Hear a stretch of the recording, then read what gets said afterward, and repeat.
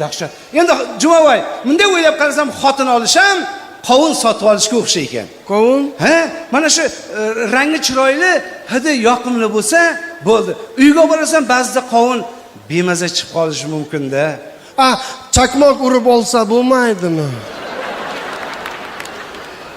Chaqmoq urib ko'rsang, olishga majbursan.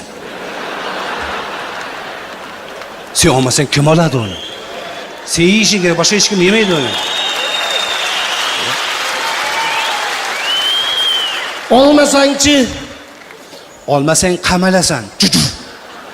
Keyin ichkada senga chaqmoq urishadi.